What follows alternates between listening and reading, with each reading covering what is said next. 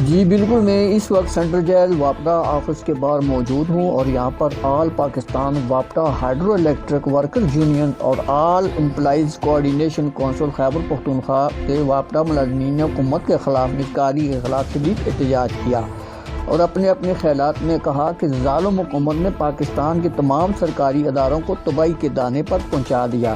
महंगाई और जुल्म जबर और लाकानूनियत अरूज पर पहुँच गई। वफाकी और सूबाई वज़रा तनख्वाहों और मराद से मुल्क को दोनों हाथों से लूट रहे हैं। वापडा मुलाज़मीन ने एहतजाज करते हुए इमरान नियाज़ी के ख़िलाफ़ 17 फरवरी को इस्लामाबाद धरना और एहतजाज करेंगे। इन ख्यालात का इज़हार करते हुए मुकर्रीन और ओहदेदारान ने कहा, मैं सारे अहमद से गुजारिश करूँगा कि वो आएँ और अपने हक हुकूमत आती है अपने दौर में, सबसे पहले वो यही सोचते हैं कि इसमें मजलूम तबका देखा जाए।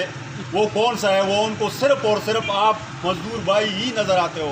एहतराम है, हमारी इस पाक सरजमीन हज़ारा के लीडर हैं, एक सदर अयूब खान के पोते हैं।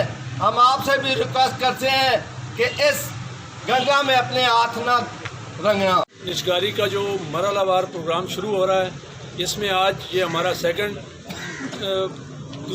तीसरा मरहला है, जिसमें हम एहतजाज के तौर पर पूरे पाकिस्तान में निजकारी के खिलाफ अपनी जंग जारी रखे हुए हैं।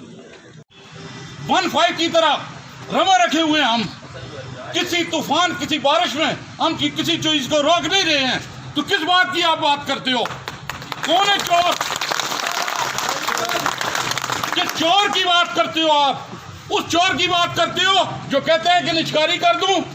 आपको पता है निजकारी के पीछे एक एजेंडा आया था फीडर बेचने के लिए, और उसके अंदर क्या था कि हम इसको फरोख्त करने के बाद इसके अंदर जो असलात करेंगे वो ये था कि हम इनकी तादाद बढ़ाएंगे। वो 50 बंदे एक फीडर पे दे रहे थे।